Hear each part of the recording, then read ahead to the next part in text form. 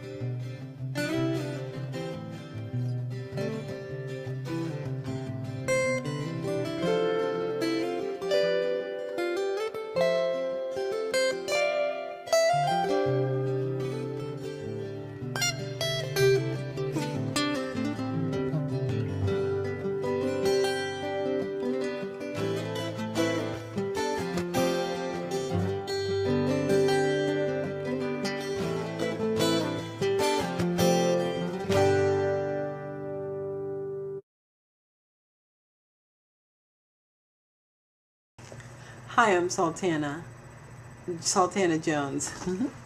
I just want to let you know that I'm reading Innocent Blood, A Story of Redemption. It's available on Amazon, Barnes & Noble, and Xulon Press. So I'm going to start reading for the rest. Clint is really going through a struggle.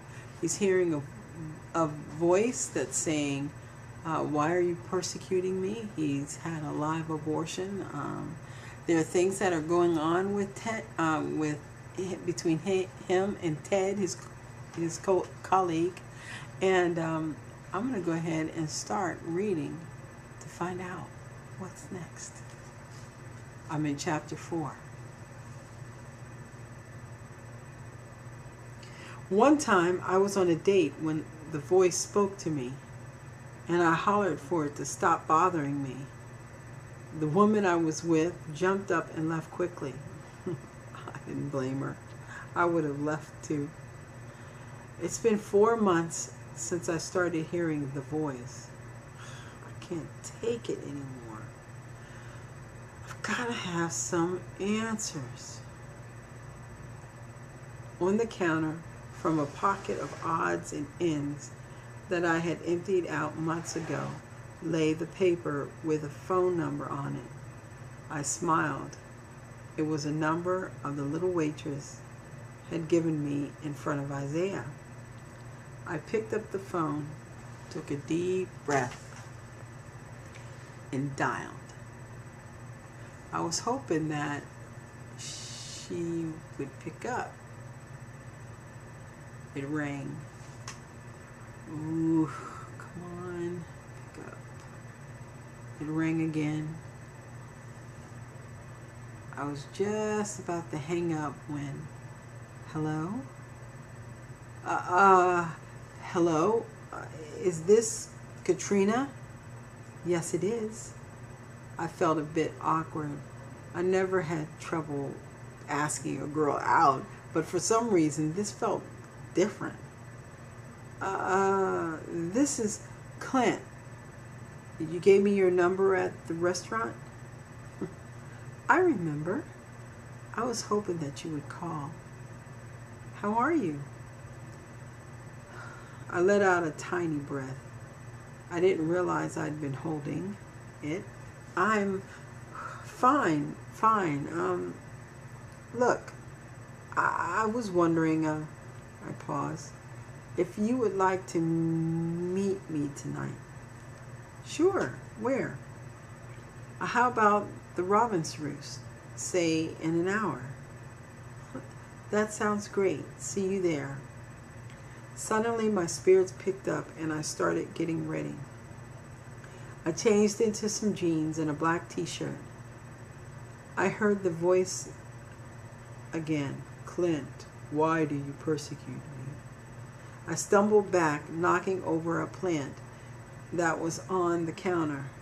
I put my hands over my ears, but it did not help. I grabbed my keys and left. In the car, I turned the music up to drown out those words that seemed to echo inside my head. I reached the robin's roost first and went inside, waiting for Katrina to come in. The songs beat with the lights. The place was loud and smoke-filled. I needed answers. I am a logical person, and something illogical was happening to me. I needed some answers quick. I don't pray. Never ever have I prayed before. But for some reason, in this loud environment, I uttered my first weak prayer. God, give me some answers. Katrina walked in. She was beautiful.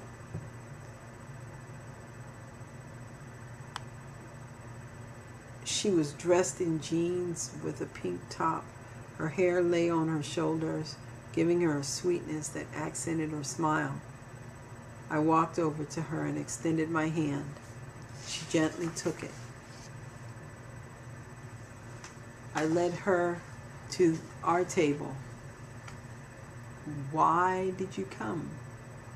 She smiled. Why did you call? I don't know. Really, I admitted. I was looking for something. I went back to the original question. Why did you come? I felt that you needed answers. Did a double take. Excuse me? I felt God say to go to you. I ignored the reference to God. Yeah, let's order. Are you hungry? A little. Maybe just an appetizer for me. Chips and spinach dip sounds good.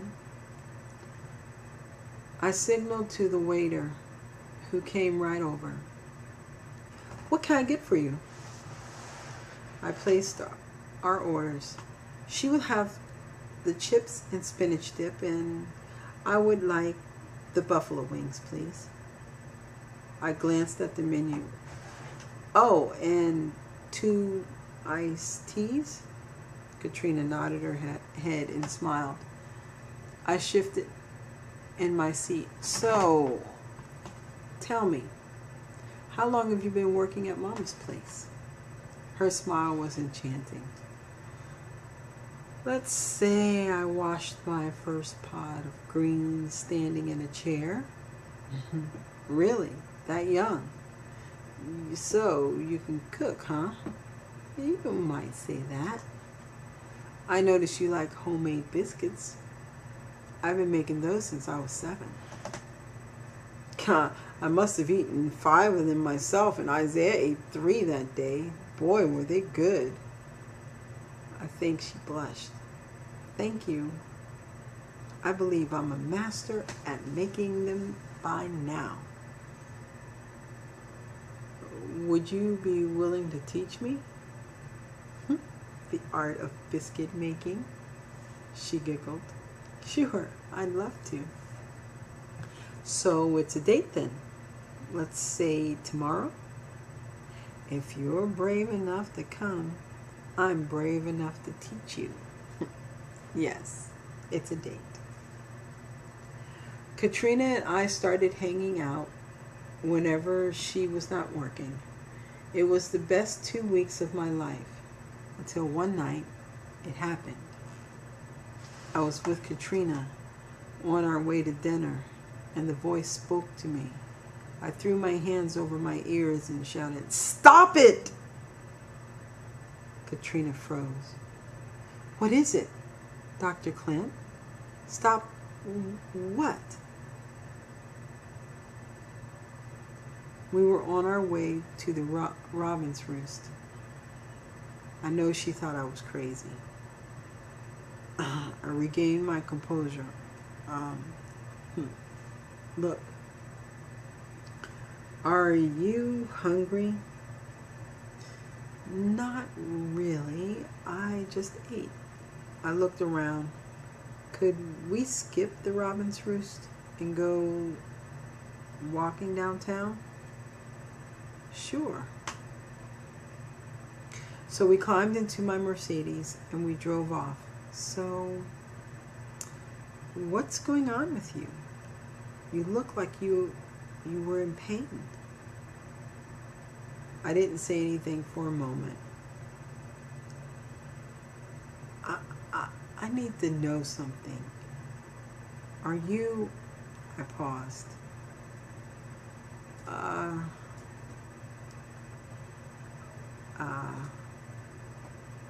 Christian? She laughed. Yes, I am. What? I thought you were going to ask some hard question. Why did you ask? Well, don't think that I'm crazy, but I paused again. I keep hearing voices. Well, not really voices, but one voice. Well, it's time for me to stop at this point, and I hope that you're able to read with me Innocent Blood, A Story of Redemption. It's a book that I read, that I've written, and I will read more. I hope you join me. God bless you. I love you, and Jesus loves you.